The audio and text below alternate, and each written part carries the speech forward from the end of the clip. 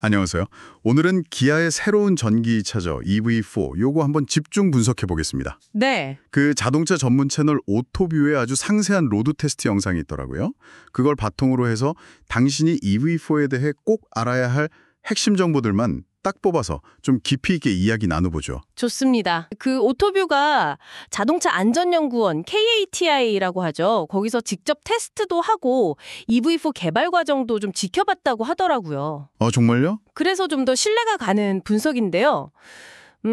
솔직히 디자인은 약간 호불호가 갈린다는 얘기도 있고, 네, 저도 좀 그런 것 같아요. 그리고 뭐랄까? 요즘 전기차 관심이 예전만 못하다. 이런 분위기도 살짝 있잖아요? 그렇죠. 조금 식었죠. 과연 EV4가 어떤 매력을 딱 들고 나왔는지 한번 자세히 살펴보겠습니다. 좋습니다. 디자인부터 바로 시작할까요? 전면부. 기아의 그 타이거 페이스 디자인 있잖아요. 네네. 그걸 잘 담아냈다는 평가가 많더라고요.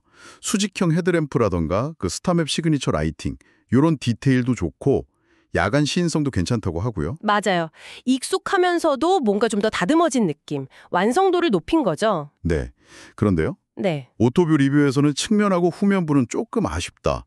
이런 지적이 있었어요. 아, 맞아요. 그 스포티한 패스트백 스타일 그걸 살리려고 한 건 알겠는데 그 창문 비열이나 이런 게 좀 어색하다. 전체적인 균형감이요. 균형감이 좀 깨진다. 네, 물론 뭐 휠 디자인 독특하고 루프 라인도 개성은 있는데 전면 딱 봤을 때 그 완성도에 비하면 측후면은 보는 사람에 따라 좀 평가가 갈릴 수 있다. 뭐 이런 분석이었죠. 당신이 보시기엔 어떠세요? 글쎄요. 저도 약간 측면은 고개가 갸웃. 실내로 한번 들어가 볼까요? 투톤 컬러의 소재를 무려 5가지나 썼다는데 이게 의외로도 심플하고 정돈된 느낌이라고요. 네, 그게 참 신기하죠. 조잡해 보일 수도 있는데. 어떻게 그렇게 만들었을까요? 오토뷰 분석을 보면 소재 배치를 좀 영리하게 했다고 해요. 시선을 막 분산시키지 않고 전체적인 레이아웃 자체는 단순하게 가져간 거죠. 아하. 특히 그 스티어링 휠 위아래 잘린 거 있잖아요. D컷 말고 위아래로. 그리고 컬럼식 기어 레버. 이런 게 깔끔함을 더해주는 것 같아요. 그렇군요. 3분할 디스플레이는요? 계기판이 좀 심플하다 이런 얘기도 있던데요? 네, 계기판 그래픽은 다소 단조롭다 이런 지적이 있었어요. 뭐 원가 절감의 영향일 수도 있겠고요. 근데 인포테인먼트 시스템은 반응도 빠르고 쓰기 편해서 점수가 높더라고요. 이건 뭐 현대 기아차가 워낙 잘하니까요. 그렇죠. 잘하죠. 그리고 공조장치 조작부가 물리 버튼으로 딱 분리된 거. 이것도 좋고요. 또 USB-C 포트가 100W 출력을 낸다는 거. 100W요? 네, 노트북 충전까지 된다니까. 이건 진짜 와, 엄청 유용하죠. 와, 그건 정말 탐나는데요. 뒷좌석 공간도 이 정도면 괜찮고 그 메쉬 타입 헤드레스트도 평이 좋았다고 하고요. 네, 통풍도 잘 되고 지지력도 괜찮다고. 다만 에어컨 틀었을 때 외부 소음이 좀 들어올 수 있다. 이건 좀 개선이 필요해 보이고요. 그렇죠. 그 부분은 지적됐어요. 자, 이제 가장 궁금한 부분이죠. 주행 성능. 한번 넘어가 볼까요? 네, 전기차답게 가속은 아주 부드럽습니다. 뭐 폭발적이진 않아요. 제로백이 7.7초니까요. 7.7초. 네, 근데 그냥 매끄럽게 쓱 하고 속도를 올리는 거죠. 고속 주행 안정감이나 직진성은 그냥저냥 무난한 편. 근데 오토뷰는 딱 짚어서 얘기하더라고요. 그 독일 프리미엄 브랜드 수준까지는 아직 아니다. 아, 역시. 네, 최고 속도는 한 170km/h 정도에서 제한이 걸리고요. 제동 성능에서 약간 물음표가 좀 있었죠. 네, 그 부분. 제동 거리가 평균보다 좀 길고 여러 번 밟으면 타이어가 먼저 지친다. 이런 분석이었어요. 맞아요. 이게 그냥 제동거리가 길다. 이걸 넘어서는 의미가 좀 있는 게요. 브레이크 시스템 자체의 문제라기보다는 타이어와의 그 조합, 밸런스가 최적화되지 않았을 수 있다. 이런 걸 시사하거든요. 아, 타이어 매칭 문제일 수 있다. 네, 일상주행에서는 뭐 큰 문제 아닐 수 있어요. 근데 좀 예상치 못한 상황, 아니면 좀 더 적극적으로 운전할 때 운전자가 차의 한계를 예측하기가 어려울 수 있다는 거죠. 그건 좀 신경 쓰이네요. 승차감이랑 핸들링은요? 편안함에 좀 더 초점을 맞췄다고 하던데요. 네, 맞습니다.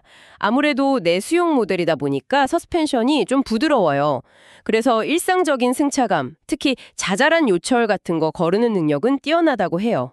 편안한 거 좋아하시는 분들한테는 장점이겠네요. 그렇죠. 근데 그 부드러움이 또 양날의 검이 될 수도 있다는 거죠. 특정 상황에서는 안정성에 문제가 좀 있었다면서요. 네, 바로 그 점이 오토뷰 테스트에서 아주 중요하게 지적된 부분입니다. 노면 높낮이 차이가 있는 코너, 뭐 이런 특정 조건에서요. 부드러운 서스펜션이 뒷바퀴 축을 충분히 딱 잡아주질 못해서 차체 뒤쪽이 이렇게 뭐랄까 미끄러지는 현상. 뒤가 흐르는 느낌. 네, 그렇죠. 오버스티어 경향이 나타났다고 해요.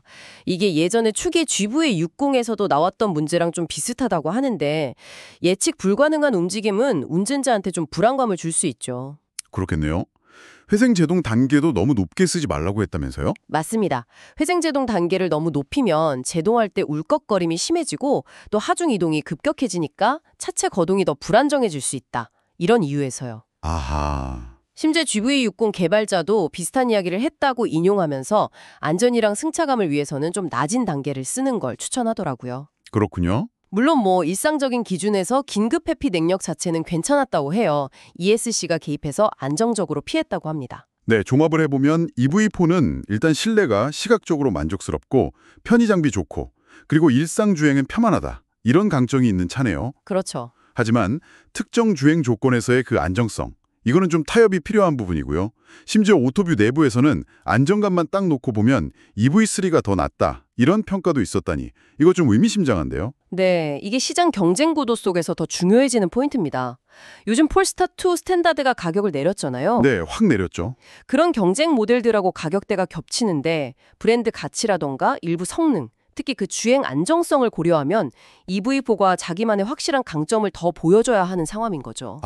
편안함과 실용성이라는 장점이 과연 그 안정성 이슈를 충분히 덮을 수 있을 거냐, 이게 관건인 것 같습니다. 네, 오늘 오토뷰 분석을 통해 본 기아 EV4. 매력적인 편의성이랑 디자인은 분명히 갖췄지만 주행 안정성 측면에서는 좀 고려할 점이 있는 차였습니다. 그래서 마지막으로 이 차를 고민하고 계실 당신께 한번 질문을 던져봅니다. 당신이 매일 탈 전기차를 고를 때 최우선 순위는 과연 무엇인가요? 아주 안락한 승차감과 최신 편의 기능, 아니면 어떤 도로 상황에서도 예측 가능하고 좀 믿음직한 주행 안정성. 네. 이 EV4가 보여준 장단점을 통해서 당신의 그 기준을 다시 한번 생각해 보시는 계기가 되었으면 합니다.